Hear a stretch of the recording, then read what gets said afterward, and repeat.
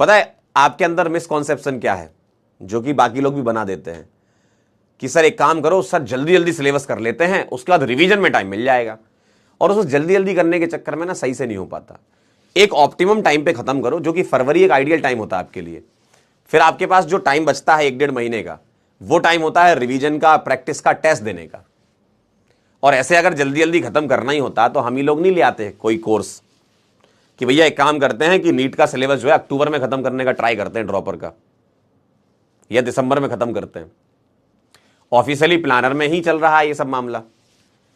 तो ये full course होते हैं, आप अंतर समझो, ये कोई क्रैश कोर्स नहीं है। फुल कोर्स में चलता है डिटेल में मामला, इतना डिटेल में आपको पढ़ाया जाता है एक एक चीज, तभी तो बच्चा वहां दिखता है रिजल्ट सेलिब्रेशन में। और जो जल्दीबाजी के चक्कर में रहते हैं वो नहीं आता फिर रिजल्ट सेलिब्रेशन में, वो बस मैसेज करता है कि सर मैं आ नहीं पाया।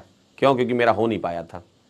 तो इसलिए जल्दीबाजी के चक्कर में बिल्कुल ना रहें, टाइम से सारी चीजें हो जाएंगी। बस आपका एकमात्र लक्ष्य होना चाहिए, अगर आप सच में डॉक्टर बनना चाहते हो डेडिकेटेडली, आपको लग रहा है कि सर मेरे को सिलेक्ट होना है, तो मैं कह रहा हूं बैच को पकड़ के रखा है, इसको पकड़ के रखिए। क्योंकि दिसंबर तक देखो, जिसको सरकना होता था वो सरक चुके हैं, है ना। जिसको कहीं जाना होता था वो जा चुके हैं कि भैया चलो हम वन शॉट से कर लेते हैं, हम यहां से कर लेते हैं, हो चुका उनका काम। अगर आप दिसंबर तक लगे हुए हो तो भाई साहब एकदम सही ट्रैक पे हो।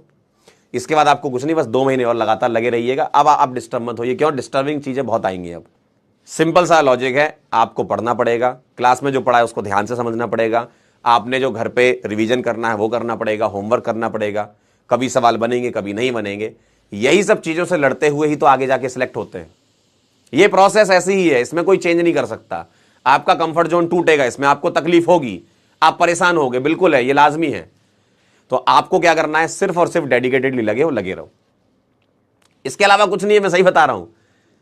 क्लास के नोट्स आप बैच के अंदर, चाहे कोई से भी बैच में पढ़ रहे हो, ऐसा नहीं कि मैं अपने बैच, कोई से भी बैच में पढ़ रहे हो, अगर आप बैच से पढ़ रहे हो तो आपको यूट्यूब पे जाने की जरूरत नहीं है। क्यों? मैं बताता हूं। आपको हो सकता है यूट्यूब पे 1 वीडियो 2 वीडियो अच्छे मिल जाए, हो सकता है ना। ऐसा भी नहीं कि सभी लोग बेकार स्ट्रेटजी बनाते हैं, कुछ लोग जेन्युइन बताते हैं।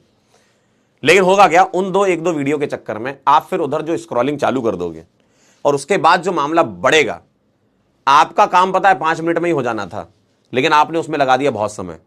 और 10 लोगों से पूछा आपने, 20 लोगों से पूछा आपने, 50 वीडियो देख डाले, उसके बाद आप डिसाइड ही नहीं कर पाओगे कि करना क्या है। तो आपने टाइम भी खराब किया। ठीक, उससे बहुत ज्यादा कुछ ऐसा ताबड़तोड़ फायदा नहीं होना है कि तुम्हारा 100 नंबर आ रहा था, 200 नंबर आ रहा था और सीधा 720 आ जाएगा। वो आता है सिर्फ पढ़ के और मेहनत से। सवाल सॉल्व करते हैं जो भिड़े रहते हैं, धीमे धीमे उनके नंबर बढ़ना चालू होते हैं। कई लोगों के साथ ऐसा हुआ भी होगा कि शुरू में उतना पेस से नहीं चल रहा था मामला, या उतने नंबर नहीं आ रहे थे, लेकिन कंसिस्टेंसी ने उनको रिजल्ट दिया और आज उनके नंबर भी बढ़ रहे हैं। जिनके गिर रहे हैं वो अपने आप को सुधारें और आगे बढ़ें। आपके पास ना सिलेक्ट होने का मौका ही नहीं है, क्योंकि बैच के अंदर चाहे कोई भी मास्टर हो ताबड़तोड़ पढ़ा रहे हैं। सभी बैच के अंदर यही चल रहा है, सभी बैच के अंदर सब लोग ताबड़तोड़ पढ़ा रहे हैं मजे से एकदम।